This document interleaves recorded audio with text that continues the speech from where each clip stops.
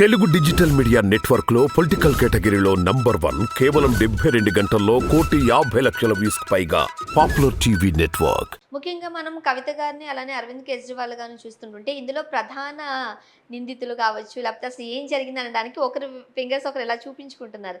ఎవరిని మనం అంటే అక్యూజ్డ్గా చూడొచ్చు, ఏ వన్ అనుకోవచ్చు? ఇప్పుడు ఒకటండి, ఈ పథకంలో కేజ్రీవాల్ పాలు పంచుకుంటే గనక ఇన్ని రోజులు ఉపేక్షిస్తూ ఊరుకోదు ప్రభుత్వమా? బీజేపీ ఊరుకోదు. మరి ఎందుకు ఊరుకుందంటారు? ఎందుకు ఊరుకుంది? వీళ్ళందరి చేత చెప్పించి వీళ్ళందరూ చెప్పారు కాబట్టి అతను దోషి అంటుంది. వీళ్ళందరూ సాక్షులు రేపు పొద్దున కోర్టులో చెప్పడానికి. ఇప్పుడు మాగుంట శ్రీనివాసరెడ్డికి వాళ్ళ అబ్బాయి రాఘవరెడ్డి అప్రూవర్గా మారాడు, శరత్ చంద్రారెడ్డి అప్రూవర్గా మారాడు, ఇప్పుడు కవిత కూడా అప్రూవర్గా మారింది అనుకోండి. ఇప్పుడు వీళ్ళకి ఏం చెప్తారు? 4 రోజులు జైలు, ఆ తర్వాత అప్రూవలు, ఆ తర్వాత అప్పుడప్పుడు కోర్టుకి అటెండ్ అవుతారు. మీకు ఏమీ నష్టం లేదు, మీకు ఏమీ కాదు, మాకు సహకరించండి, మీకు ఈ లబ్ధి చేస్తాం ఆ లబ్ధి చేస్తామంటే అబద్ధాలు చెప్పలేరా? అబద్ధాలు చెప్పరా? అంత సచ్యులరా వీళ్ళు? ఆలోచించండి. ఒక కుట్ర ఇది ఎలాంటి కుట్ర అంటే, పాత రోజుల్లో రాజ్యాలు ఉన్న రోజుల్లో వేరే రాజ్యం మీదకి దండెత్తాలి అని అనుకున్నప్పుడు ఆ రాజ్యంలో ఉన్న ఎవరైతే మన మాట వింటారో వాళ్ళని దారికి తెచ్చుకుని, ఇప్పుడు మన దేశంలో కూడా ఆంగ్లేయులు అలాగే కదండి ప్రవేశించారు. అలా చేశాడు కదా తప్పితే మోడీ, వేరే ఏమీ లేదు ఇక్కడ. అసలు ఇప్పుడు ఇవన్నీ కాదండి, అసలు మోడీ గవర్నమెంట్లో అందరూ అన్నా హజారేలేనా? చెప్పండి. అందరూ అన్నా హజారేలేనా? మరి అందరూ అన్నా హజారేలే అయితే గనక అసలు మీరు ఎందుకు ఎలక్ట్రల్ బాండ్స్ లెక్కలు ఎందుకు చెప్పలేదు? సుప్రీంకోర్టు ఇన్వాల్వ్ అయ్యి ఎస్బీఐని డిమాండ్ చేయాల్సిన అవసరం ఏంటి? మీకు నీతి నిజాయితీ ఉంటే గనక మీరు ఒక శ్వేతపత్రం విడుదల చేసేవాళ్ళేగా. అసలు ఇప్పుడు మిమ్మల్ని ఎవరు శిక్షించాలి ఈ లెక్కన? మీరెందుకు అంతంత ఎలక్ట్రల్ బాండ్స్ కొనుక్కున్నారు? ఎలక్ట్రల్ బాండ్స్ కొనుక్కున్నారు, వాళ్ళు కొనుక్కుని మీకు డబ్బులు ఇచ్చారు. పైగా చట్టం తెచ్చింది కూడా మీరేగా ఎలక్ట్రల్ బాండ్స్ సంబంధించి. ఇదేమి కాంగ్రెస్ తీసుకొచ్చిన చట్టం కాదు, మీరే తీసుకొచ్చుకున్నారు. మిమ్మల్ని రక్షించుకునేటట్లు కింద షరతులు వర్తిస్తాయి అని ఒక స్టార్ పెట్టుకున్నారు. ఎవరికీ సమాధానం చెప్పాల్సిన అవసరం లేదు, బహిర్గతం చేయాల్సిన అవసరం లేదనే మాట ఎందుకు పెట్టుకున్నారు? అసలు మీ పారదర్శకత ఏంటి చెప్పండి? నేను అడుగుతున్నాను ఇవాళ. ఎలక్ట్రల్ బాండ్స్ కథ ఏంటి చెప్పండి? ఇది కిడ్ కృపో కాదా? మీరు ఏమీ చేయకోకుండా వాళ్ళు అన్ని కోట్లు ఎందుకు ఇచ్చారు మీకు? పైగా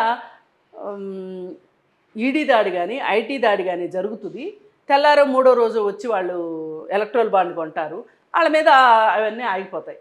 ఏంటి కథ ఏంటి? ఇప్పుడు నేను మీకు కావాలంటే నేను లిస్ట్ ఇవ్వగలుగుతా. ఏ ఫార్మాస్యూటికల్ కంపెనీ, ఏ సంస్థ మీద వీళ్ళు ఈడీ దాడి చేసిన తర్వాత ఆ వెంటనే వాళ్ళు ఎలక్ట్రల్ బాండ్స్ కొన్నారు. అప్పటిదాకా కొనేవాళ్ళుగా కొనదలుచుకుంటే మీరు దాడి చేసిన తర్వాతనే ఎందుకు కొన్నారు? అంటే కొనిపించుకోవటానికి, ఎలక్ట్రల్ బాండ్స్ కొనిపించుకోవటానికి వాటి మీద దాడులు చేశారా? అంటే ఈడీ మీ చేతిలో ఉంది, ఐటీ మీ చేతిలో ఉంది, మీ చేతిలో మీరు పెట్టుకొని ఇట్లా ప్రతిపక్షాలు ఎవరైతే ఉన్నారో వాళ్ళందరినీ కోతాట ఆడిస్తారా మీరు? అంటే స్వచ్ఛందంగా వ్యవహరించాల్సిన కొన్ని సంస్థలు ప్రభుత్వాలకి లోబడి పనిచేస్తున్నాయంటారా? ఖచ్చితంగా. ఎందుకు ఇదే మాట కేసీఆర్ బోల్డ్ సార్లు అన్నాడు, కేటీఆర్ అన్నాడు, ఈడీ వస్తుంది, మోడీ వస్తుంది, బోడీ వస్తుంది అని. మరి ఇంత జరుగుతున్నా మనం చూస్తున్నాం, కవిత గారు అరెస్ట్ తర్వాత ఒక అన్నగా కావచ్చు, కేటీఆర్ గారు ఢిల్లీ వెళ్ళారు, ఫ్యామిలీ అంతా ఢిల్లీ వెళ్ళింది, కానీ ఎప్పటి వరకు కేసీఆర్ గారు కనీసం పెదవి మెదపలేదు, విప్పట్లేదు. అందుకే ఇప్పుడు కేజ్రీవాల్ అరెస్ట్ అయ్యేసరికి పెదవి విప్పాడు ఆయన. ఆ మౌనం వెనకాల ఏముంది రహస్యం అనేది? అంటే తన కూతురు గురించి మాట్లాడారు అని అనుకుంటారు, అశ్రిత పక్షపాతం అని ఎక్కడ అనుకుంటారు అని చెప్పి కేజ్రీవాల్ అరెస్ట్ అయిన తర్వాత మోడీ గురించి మాట్లాడడం మొదలెట్టారు. ఇవాళ ఇచ్చారు కదా నియంతృత్వం ఇది అని చెప్పి ఇచ్చారు కదా. వాళ్ళు నియంతృత్వానికి పాల్పడుతున్నారు అన్నప్పుడు నియంతృత్వానికి వ్యతిరేకంగా ఎవరైతే పోరాడుతున్నారో వాళ్ళతో కలిసి వచ్చే పని కదా. కాంగ్రెస్ని ఎందుకు నువ్వు బీజేపీ చెప్పిందని చంపావు? తెలుగుదేశాన్ని ఎందుకు చంపావు? నువ్వు తీసుకున్న గోతులో నువ్వే పడ్డావు. ఆ రోజుని బీజేపీ మాటని చేసినందుకు గాను ఇవాళ నీ కొంపలోనే ఎసరు పెట్టారు వాళ్ళు. నీ నీ నీ కూతురికి ఏదో రాజకీయ లబ్ధి చేస్తాము, డబ్బులు లబ్ధి చేస్తాము అని చెప్పి తీసుకెళ్ళి జైల్లో వేశారు. పైగా ఈమె వెళ్ళేది కాకోకుండా నలుగురిని తీసుకొని వెళ్ళింది.